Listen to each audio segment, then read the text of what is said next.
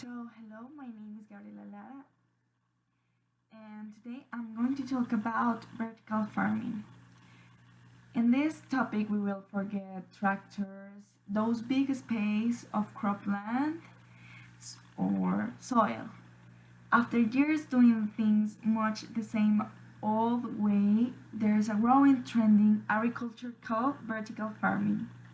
As you know, every plant needs same things to grow: water, carbon dioxide, oxygen, and nutrients and minerals.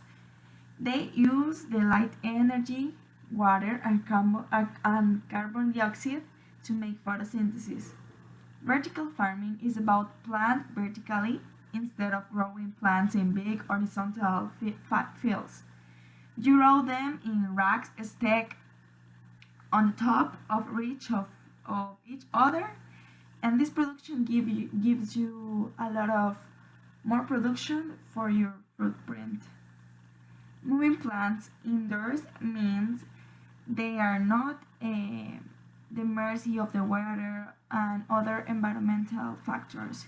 We don't need to convert more wild wilderness to extensive farmland, and it also controls the application of fertilizers and pesticides into waterways.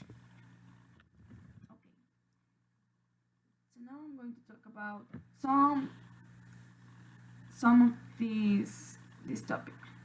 Hydroponic is one way to grow plants indoors, meaning roots seed in nutrient-rich water. Hydroponic produce more lettuce with 19% less water than with conventional agriculture.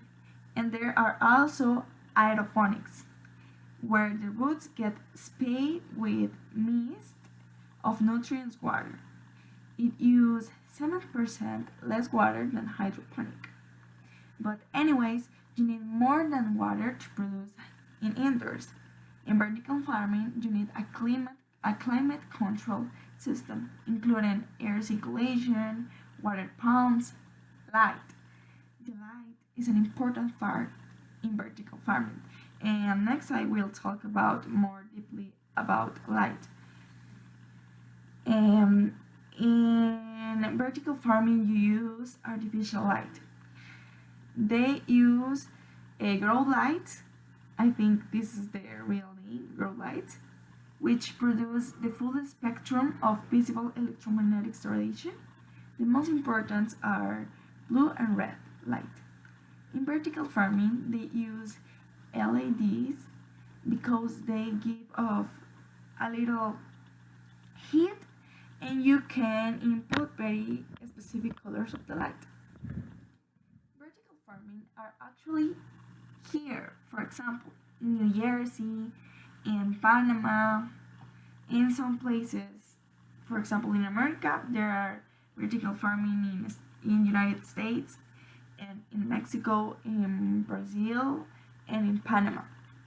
For example, in United States, in New Jersey, they are developing programs where they stack plants in 36 feet high.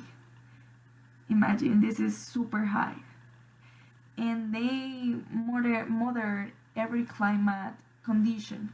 Also, there are a lot of enterprises that work about vertical farming because they run projects, and one of these enterprises is urban farms. That this is specialized. It is a specialized enterprise that think that vertical farms are the future. So there are controversy. So if vertical farming is so great, vertical farming give you a lot of benefits, like you don't need a lot of water to produce, but it also have some disadvantage that you need light, not sunlight. Okay, why isn't everyone adopting it? First, vertical farming has its challenge. Open field agriculture relies entirely on energy from the sun. So, when it's available, this source of energy is free. Crops grow indoors receive their energy from artificial light sources, which rely on electricity, and this is a high price and a high investment. Okay, another issue is that the artificial light sources called grow lamps emit heat, which can damage plants if they are placed too close to the plants. So the plants need to be spread out, and the indoor space needs to be cool to compensate for the added of heat from the lamps. To address this particular challenge, vertical farmers are increasing using another type of lamp that is called LEDs, which is a light source that is compact, energy efficient, and can be designed to emit a particular wavelength of radiation. So, as you can see, this type of agriculture is near for us, but it has a lot of challenges that we have engineering have to improve and have to develop more, especially in our places.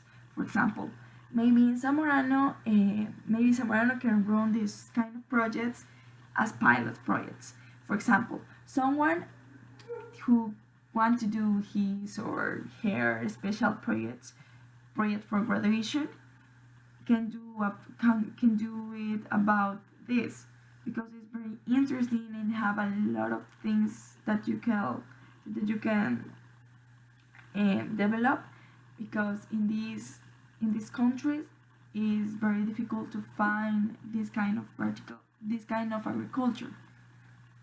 So someone can do it as a project for graduation, writing a plan that has the characteristics of a vertical farm.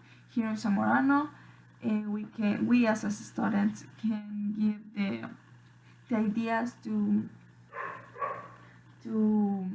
the rector or those people that can have the idea to improve them this kind of agriculture in the next years.